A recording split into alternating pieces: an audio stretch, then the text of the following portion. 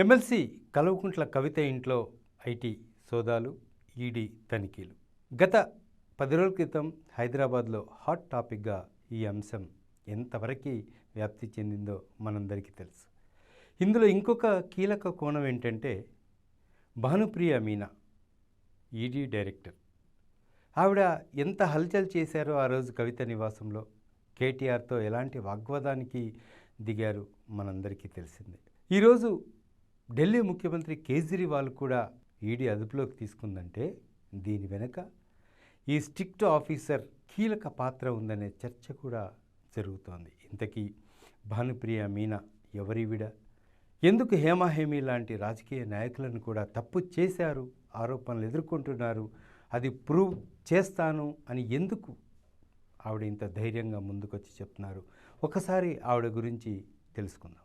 ఇక భానుప్రియ మీనా ఎక్కడ, ఏ రాష్ట్రానికి సంబంధించిన వాళ్ళు, ఏం చదువుకున్నారు, ఎప్పుడు ప్రభుత్వ రంగ విచారణ సంస్థల్లోకి అడుగుపెట్టారు అని ఒకసారి చూస్తే కనుక, భానుప్రియ రాజస్థాన్ కరోలి ప్రాంతానికి చెందిన అమ్మాయిగా కూడా చెప్పుకొస్తున్నారు, తెలుస్తోంది. ఇక ఈవిడ గురించి పెద్దగా గూగుల్లో కానీ నెట్లో కానీ ఎక్కడ సమాచారం లేకపోయినప్పటికీ ఒక చిన్న ఇంటర్వ్యూలో ఆవిడ చెప్పిన విషయాల ప్రకారమే ఆవిడ కుటుంబంలో అందరూ బ్యూరోక్రాట్లే అనే విషయాన్ని ఆవిడే చెప్పుకొచ్చారు. ఇక ఆ తర్వాత 2012లోనే ఆవిడ ఈ భారత ఏదైతే ఈ విమానయాన సంస్థకు సంబంధించిన అంతర్గత భద్రతకు సంబంధించిన తయారీ కంపెనీలో ఆవిడ పనిచేశారు. డైనమైట్ తుపాకులు ఇట్లాంటివి తయారీ ఈ కంపెనీలో పనిచేశారు. ఆ తర్వాత జిఎస్టీకి వచ్చారు. 2015 తర్వాత జిఎస్టీ విభాగంలోకి వచ్చారు.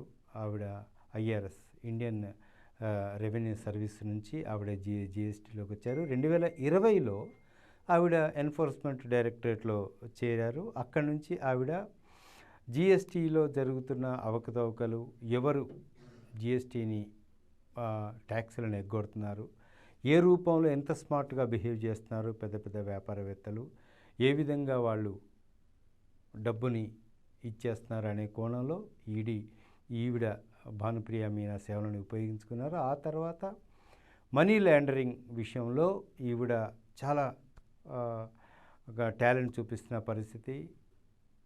ఈ నేపథ్యంలోనే మనీ లాండరింగ్ అంటే బ్లాక్ మనీని వైట్ చేసి దాన్ని చలామణి చేయించుకోవడం, ఈ కోణంలో ఈవిడకున్న పరిజ్ఞానాన్ని ఈడీ పూర్తి స్థాయిలో వినియోగించుకుంటున్న నేపథ్యంలోనే ఇలాంటి కేసుల్లో ఈవిడ చురుకైన పాత్ర పోషించి, ఆ తర్వాత ఇటు కల్వకుంట్ల కవిత కానీ, ఇటు ఢిల్లీ ముఖ్యమంత్రి అరవింద్ కేజ్రీవాల్ కానీ ఏం చేశారు, వాళ్ళ వెనక ఎలాంటి తతంగం నడిచిందో లోతుగా కూపీలాగి ఆ తర్వాత ఏం జరిగిందో మనందరికీ తెలిసిందే. ఇంతటి చాకచక్యం ఉన్న భానుప్రియ మీనా ఆవిడ కేటీఆర్ను కూడా ఎలా సంబోధించిందో కూడా మనకు తెలుసు. మొత్తానికి ఇది ఒక క్లుప్తంగా భానుప్రియ మీనా ఎలా ఆవిడ ఐఆర్ఎస్ సర్వీసులోకి వచ్చారు అనేది ఒక చిన్న విషయం మాత్రమే.